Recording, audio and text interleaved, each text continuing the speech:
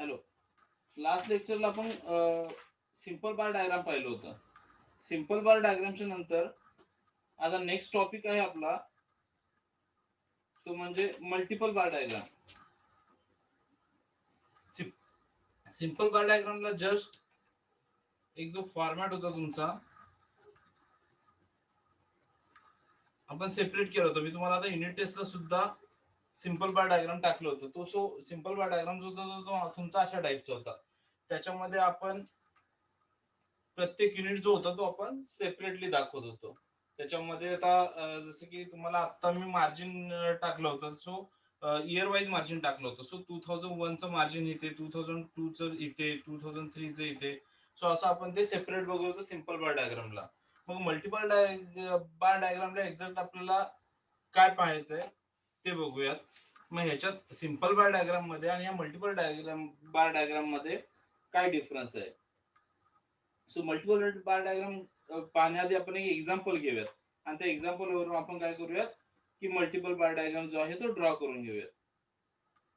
So multiple बार डायग्रामचे एक example, following data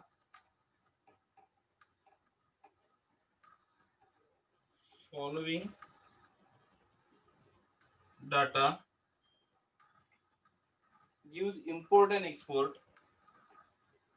Following data gives import and export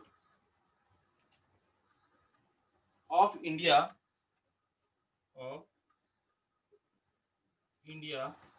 for a few years.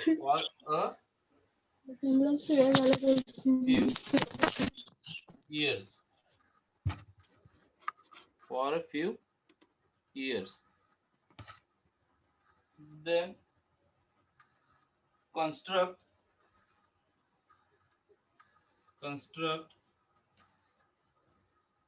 a suitable diagram. Construct a suitable diagram to represent the given data. To represent the given data. हे example लिहून घ्या पटकन. याच्या खाली एक chart घेऊयात आपण. Chart मध्ये फर्स्ट वन येईल इयर आणि सेकंड वर येईल rupees in crores. Rupees in crores. त्याच्यामध्ये import and export.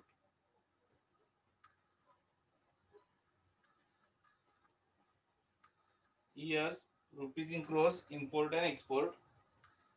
First year is 1994 to 1995. Okay.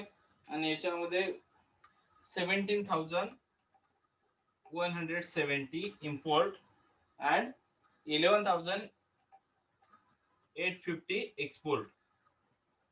Then 1995 to 1996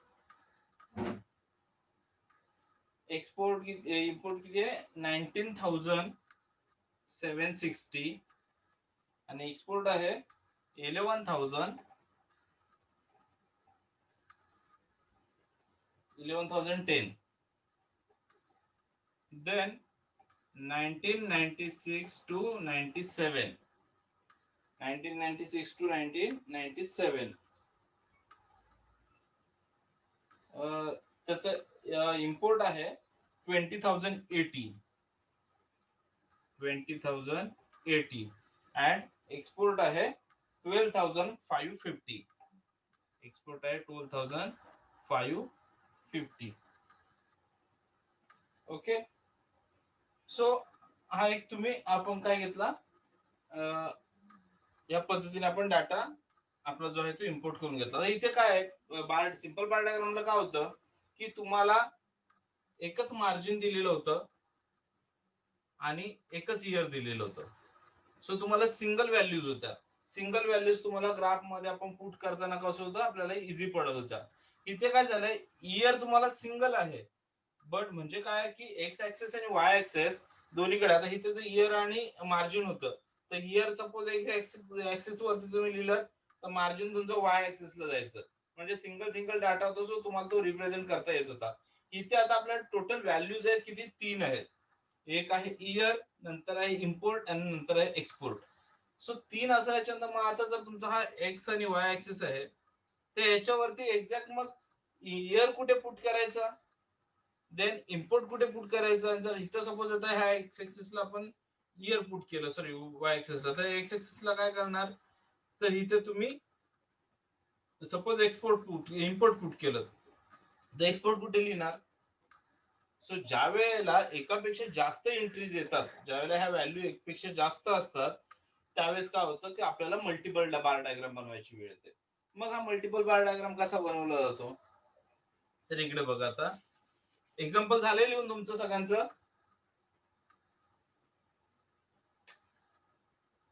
hello, example झाले लिहून? Yes sir. ओके.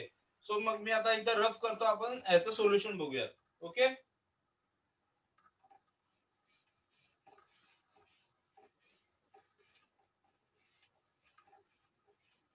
ओके, आता हे सोल्युशन बघत असताना आपल्याला आधी काय करावं लागेल, तर आपण जो आहे आपला डायग्राम बनवून घेऊयात. ओके, हा झाला. आता इथे आपण वाय ऍक्सिस, हा एक्स ऍक्सिस, इथे व्हॅल्यू 0. आता इयर कोणत्या बाजूला येईल, वाय ऍक्सिस वरती येईल की एक्स ऍक्सिस वरती? इयर जो आहे तो वाय ऍक्सिस ला येईल की एक्स ऍक्सिस ला येईल? ओके, ठीक आहे. इयर जो आहे आपला वाय ऍक्सिस ला येईल, त्याचे कारण आपल्याला सिंगल एंट्री आहे ती आपण इथे करून घेऊया. सो एक्स ऍक्सिस ला इयर कुठला कोणकोणते दिलेले आहेत, एक minute.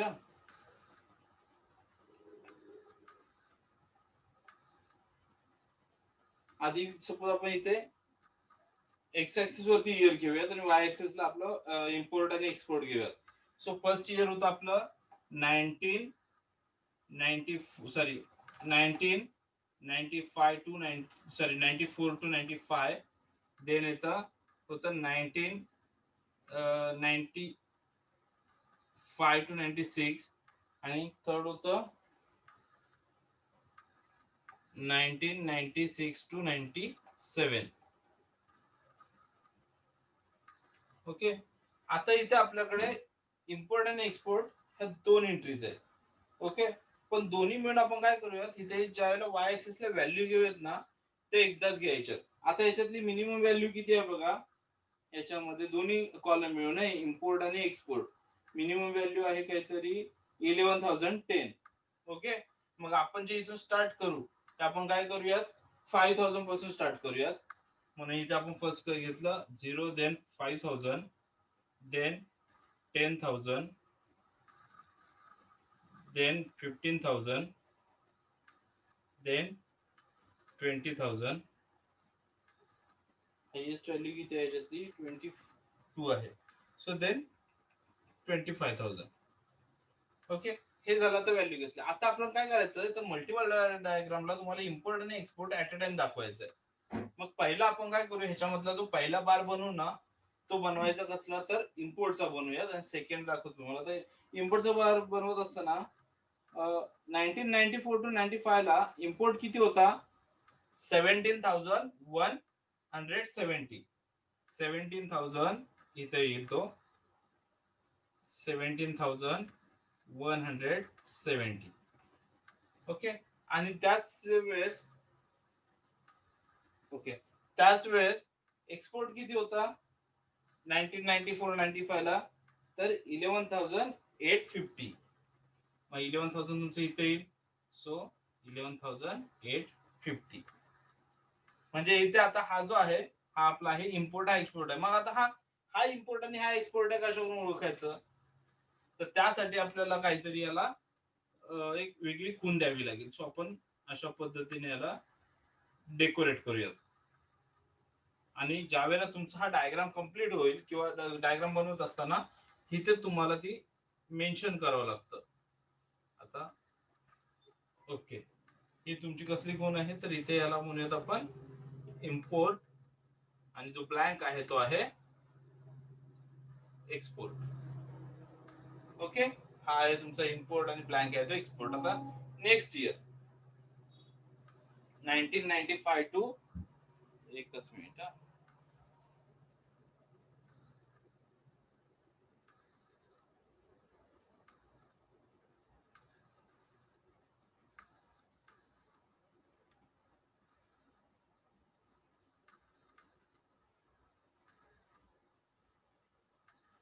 Okay, 1995 to 1994 to 1995, then येतं 1995 टू 1996. मग याच्यामध्ये तुमचं इम्पोर्ट किती होतं एक्झॅक्ट नेक्स्ट इयरला? इम्पोर्ट होता 19,760. 19,760 म्हणजे तो येईल इथे या पॉइंटला येईल. सो 19,760, आणि त्यावेळेस एक्सपोर्ट किती होता? 11,010. एक्सपोर्ट किती होता? 11,010.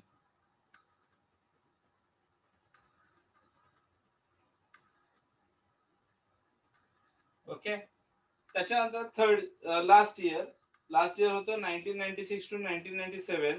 त्याच्यामध्ये इम्पोर्ट होता 20,080. इम्पोर्ट किती होता? 20,080.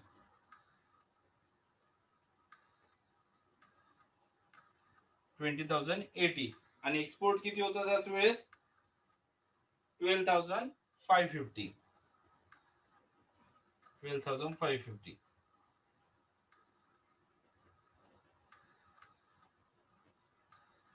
ओके, हा झाला तुमचा जो होता मल्टिपल बार डायग्राम.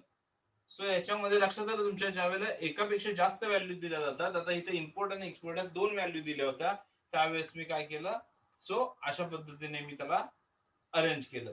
आलं लक्षात? मल्टिपल बार डायग्राम समजलंय? समजलं सगळ्यांना की पुन्हा एक्सप्लेन करू?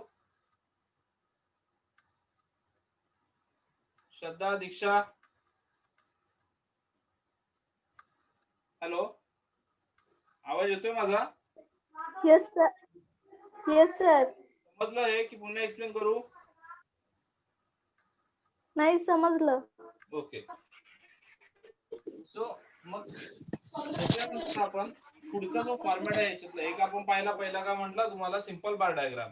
त्याच्यानंतर पाहिला मल्टिपल बार डायग्राम. आता थर्ड जो आहे तो आहे पुढचा हिस्टोग्राम. नेक्स्ट, हॅलो, नेक्स्ट जो आहे तो आहे हिस्टोग्राम.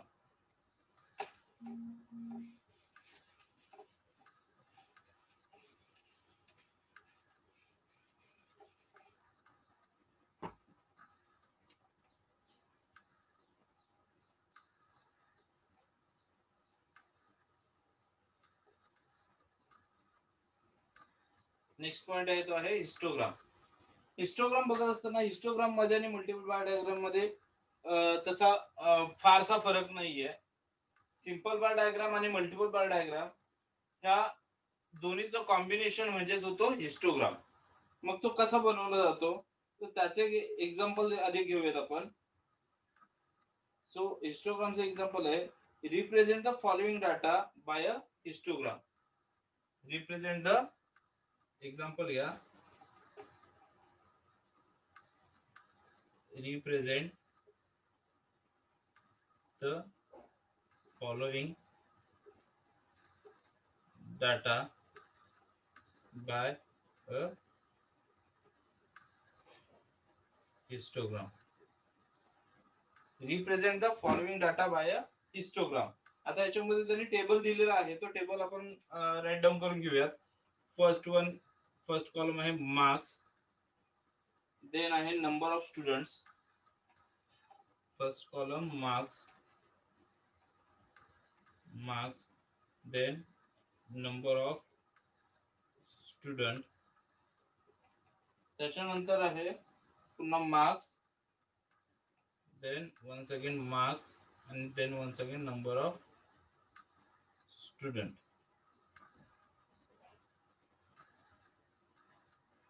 ओके, सो एक कॉल तुम्ही कंटिन्यू केलात तरी चालेल किंवा सेपरेट. आता काय होतं इथे जागा नाहीये म्हणून मी तिकडे लिहिलेलं आहे.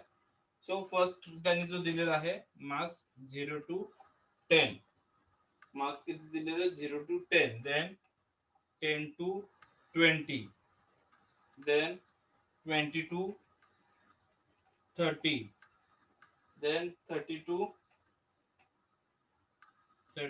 40, and then 40 to 50, 40 to 50. Next, then 50 to 60, then 60 to 70, then 70 to 80, and then 80 to 90, last one 90 to 100. Okay, so असं मार्क्स डिस्ट्रीब्युशन केलेलं आहे. आता याच्यात नंबर ऑफ स्टुडंट दिलेले की त्या मार्क्स मध्ये म्हणजे 0 to 10 मार्क्स पडलेले स्टुडंट्स किती आहेत, 10 to 20 च्या मध्ये मार्क्स पडलेले स्टुडंट किती आहेत. सो अशा पद्धतीने काय केलं त्यांनी डिस्ट्रीब्युशन केलेलं आहे. सो 0 to 10 मध्ये 8 स्टुडंट्स आहेत. किती आहेत? 8. 10 to 20 मध्ये किती स्टुडंट्स आहेत? 12.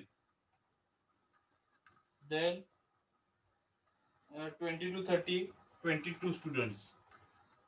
देन 30 to 40 मध्ये किती स्टुडंट्स आहेत? Sorry, 30 to 40, 35, and 40 to 50, 40. Then 50 to 60, 60 students. 60 to 70, 52 students. 70 to 80, 40 students. And 80 to 90, 30 students. 90 to 100, 5 students. So अशा पद्धतीने त्यांनी काय केलेलं आहे की मार्क्स आणि नंबर ऑफ स्टुडंट असं डिस्ट्रीब्युशन करून दिलेलं आहे. सो हा टेबल राईट डाऊन करून घ्या पटकन, म्हणजे आपण याचा आन्सर बघूया.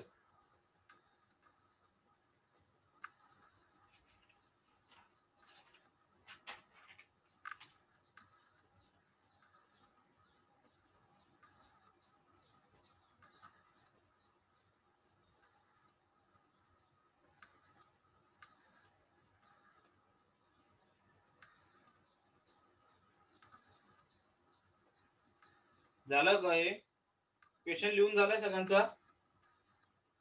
Yes sir. हॅलो,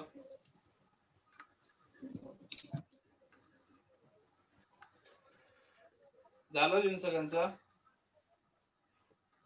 हो सर. हो सर.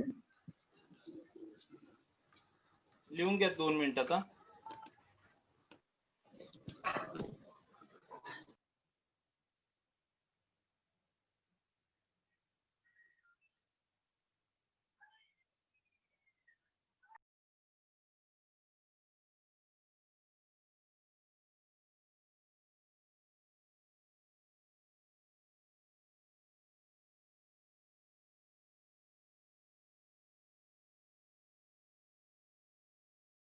ठीक आहे. तुमचं लिहून झालं असेल तर आपण सोल्युशन बघूया त्याचं.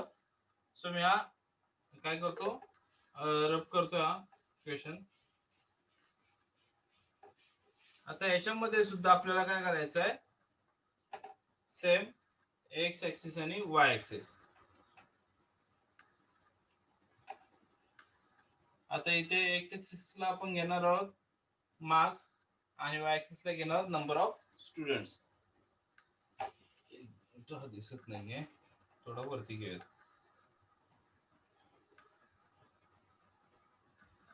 हा, सो आता आपले मार्क्स किती आहेत टोटल? 0 to 10. मार्क्स किती आहेत? 0 to 100. थोडा मोठा घेऊ.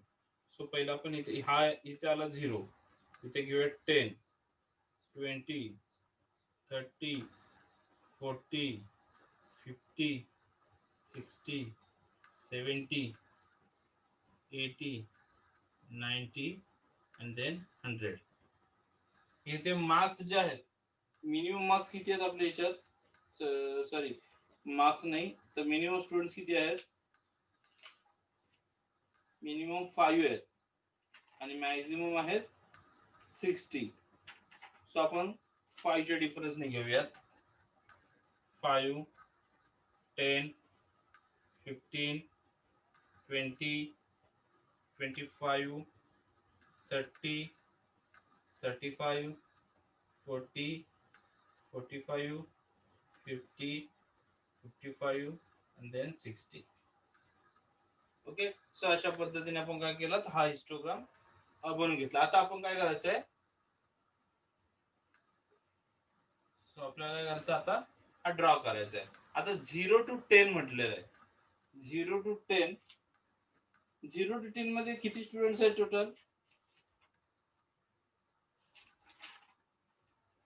0 to 10 मध्ये 8 स्टुडंट्स आहेत. मग 8 तुमचं येईल इथे. So 0 to 10, 8 student.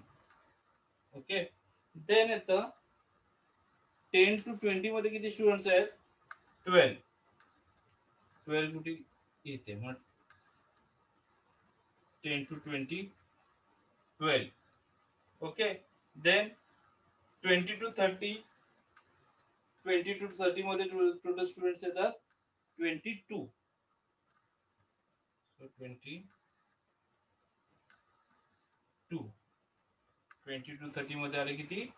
22. Then 30 to 40, 30 to 40 मध्ये येतात 35. 30 to 40 मध्ये किती येतात? 35.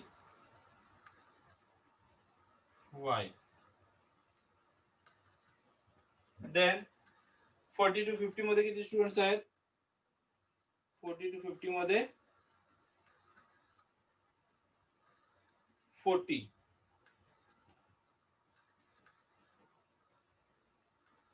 40. Then 50 to 60. Then 50 to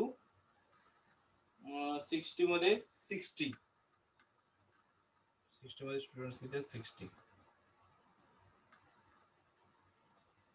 okay. Then 60 to 70. 60 to 70 मध्ये 52. 52. Then 70 to 80. 70 to 80 च्या मध्ये येतात 40.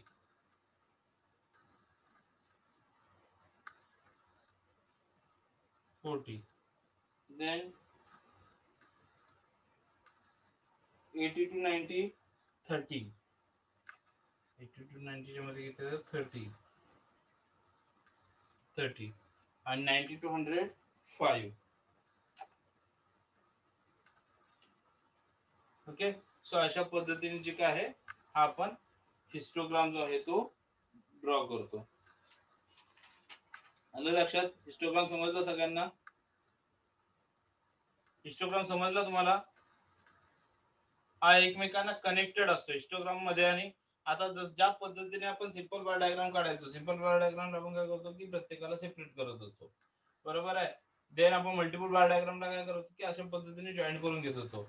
पण इथे कसं आहे, इथे तुम्हाला व्हॅल्यू सिंगलच आहे.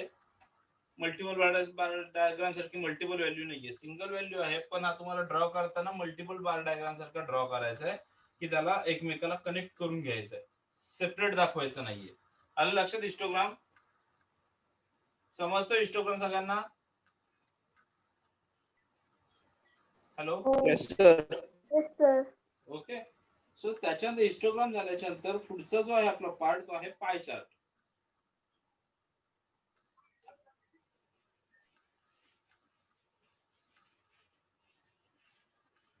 हिस्टोग्राम झाल्यानंतर पुढचा जो पार्ट आहे तो आहे pie chart.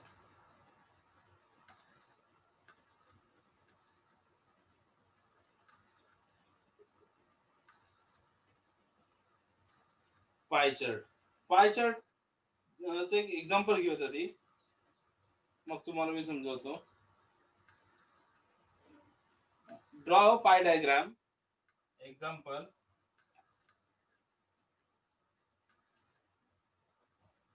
Draw a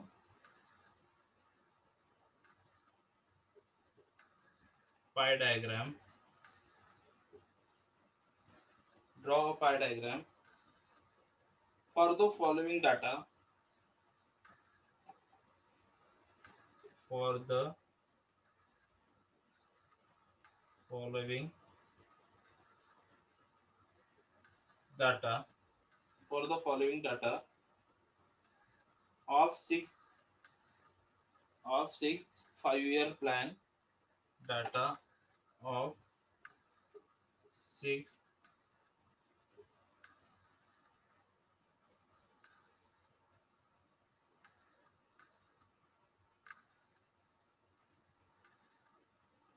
sixth 5-year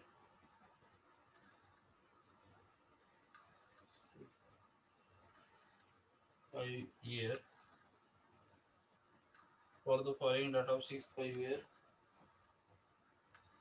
plan public year plan public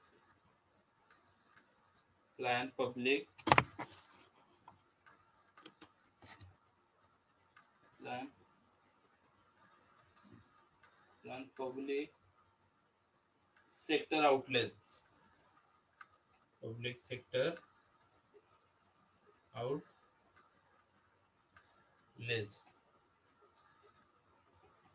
Public sector outlets. त्याच्यामध्ये फर्स्ट आहे agriculture and rural development. Agriculture and rural development 12.9%. 12.9%. Then irrigation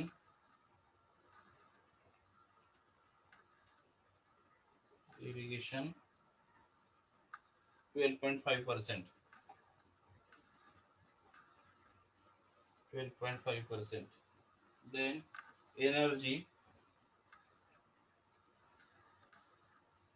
27.2%. 27.2%. And then industry minerals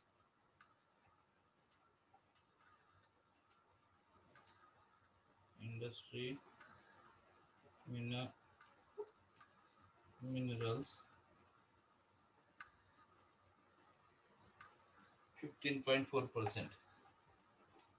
15.4%.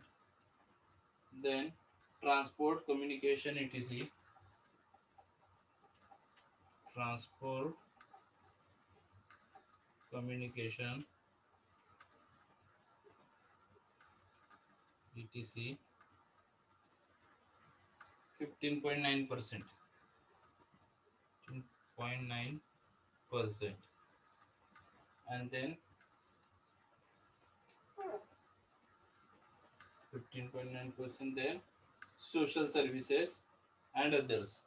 Last one, social services and others 16.1%. 16.1%. पटकन लिहून घ्या, आपल्याकडे वेळ फार कमी आहे. ओके, आपल्याला याचा जो आन्सर सुद्धा बघायचा आहे, सोल्युशन पाहायचं आहे.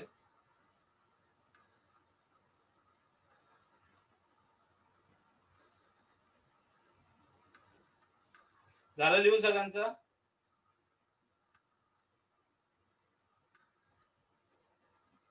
हॅलो सोनाली, झालं लिहून? दीक्षा, प्रतीक्षा? हा सर झाले. ओके हो सर. ओके, ठीक आहे. आता आपण लगेच याचं सोल्युशन पाहूया. आता पाय डायग्राम म्हणजे थोडक्यात काय असतं, तर पाय डायग्राम म्हणजे तुम्हाला एक सर्कल काढायचा असतो. तो सर्कल तुमचा 360 डिग्रीचा सर्कल असतो. ओके. सो तुम्ही मग ज्या वेळेला एक्झाम मध्ये असं काही विचारलं जातं त्यावेळेस तुम्हाला काय करायचंय की कंपास यूज करायचे. आता कसं आहे तुमची जी एक्झाम होणार ती एमसीक्यू असणार त्याच्यामध्ये हा येणार नाहीये. पण एक तुम्हाला भविष्यात जेव्हा पण तुम्हाला पाय डायग्राम विचारला जाईल त्यावेळेस तुम्हाला त्या पद्धतीने एक सर्कल काढायचा. कारण एमबीए ला जर कोणी एमबीए पुढे करणार असेल त्यांचा स्टॅट सब्जेक्ट आहे त्याच्यामुळे हा तिथे येऊ शकतो. सो तुम्हाला एक 360 डिग्रीचा काय करायचं आहे सर्कल बनवायचा आहे. ओके. हा सर्कल बनवून झाल्याच्या नंतर तुम्हाला इथे जे काय आहे तर 12.5%. आता टोटल त्याने दिलेले आहे तुम्ही इथं लिहून घेतो. पहिले किती दिलेले आहे 12.5%. देन दिलेलं किती दिलेलं आहे 12.9 आहे first. 12.9%, 12.5%, then 27.2%, 2%, then 15.4%, 15.4%, then 15.9%, and last one 16.1%. Okay. So अशा पद्धतीने तुम्हाला हे दिलेलं आहे. आता काय करायचं याच्यासाठी आधी तुम्हाला जे काय आहे सो याचे अँगल काढायला. आता जर हा 360 डिग्रीचा जर सर्कल असेल हा जर 360 डिग्रीचा सर्कल असेल तर त्याच्यासाठी तुम्हाला काय करावं लागणार आहे तर पहिला तुम्हाला अँगल काढावा लागेल. आता 360 डिग्री मध्ये हे कसं बसवायचं ते बघा. त्यासाठी एक फॉर्म्युला यूज करायचा आहे तुम्हाला आधी. सो तो फॉर्म्युलाला आपण बोलतो angle at the centre. Angle at the centre, angle at the centre is equal to partial quantity is equal to partial quantity divided by total quantity, total quantity into 100 360. 100 ने येणार into 360 कारण आपला जो circle असणार तो 360 डिग्रीचा असतो म्हणून याला इंटू 360 म्हणतो. आता या फॉर्म्युला कसा यूज करायचा बघा. पार्शियल क्वांटिटी म्हणजे काय तर इथे तुमची 12.9 ही झाली पार्शियल क्वांटिटी आणि टोटल क्वांटिटी किती आहे. सो टोटल क्वांटिटी म्हणजे काय तुम्हाला तर ह्याची टोटल करावी लागेल आधी. सो 9 + 5 14, 14 + 2 16, 16 + 4 20, 20 + 10 30 0 12 + 3 15, 15 + 12 27, 27 + 27 40 54, 54 + 15 79, 69 69 + 15 69 + 15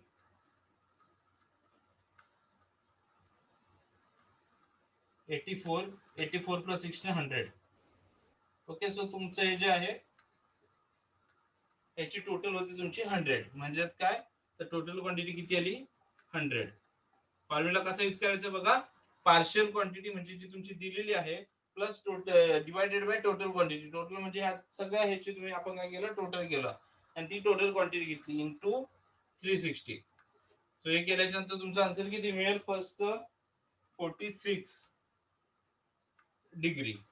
सो अशा पद्धतीने आता हा तुमचा होमवर्क आहे की तुम्हाला बाकीच्या सगळ्यांचे जे आहे अशा पद्धतीने अँगल फाइंड आउट करायचे. ओके. आणि मग हा अँगल तुम्ही सगळ्यांचा फाइंड आउट केलात. मी पहिल्याच तुम्हाला करून दाखवलेलं आहे partial quantity divided by total quantity into 360.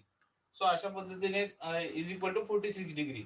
So अशा पद्धतीने तुम्हाला बाकीच्या सगळ्यांचे यांचे काय करायचे सो अँगल जे आहेत ते कॅल्क्युलेट करायचे आहेत आणि ते एकदा कॅल्क्युलेट झाले की मग नेक्स्ट लेक्चरला आपण तो जो डायग्राम आहे पाय डायग्राम जो आहे त्याचं सोल्युशन बघू. पण त्याच्या आधी तुम्ही हे होमवर्क मध्ये करा.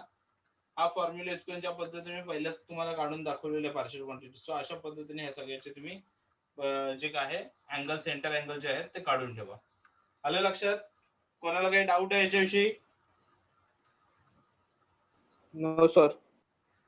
ओके, मग आता समजवलेलं तिन्ही प्रकार कळाले नाही. फर्स्ट वन आपण बघितलं मल्टिपल बार डायग्राम, सेकंड बघितलं हिस्टोग्राम आणि थर्ड हा पाय डायग्राम. तिन्ही समजले? Yes sir. ओके, मला फक्त तुम्ही उद्या हे सेंटर अँगल जे आहे ते कॅल्क्युलेट करून घ्या. मग आपण उद्या डायरेक्टली तुम्हाला मी ह्याचा जो पाय डायग्राम आहे, सर्कल जो आहे तो कशा पद्धतीने डिस्ट्रीब्यूट करायचा ते दाखवतो. आलं लक्षात? Hello,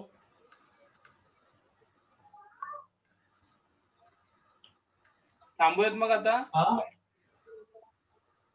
yes sir. ओके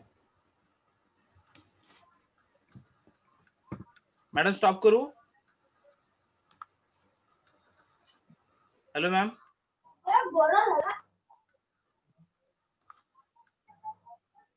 ठीक आहे.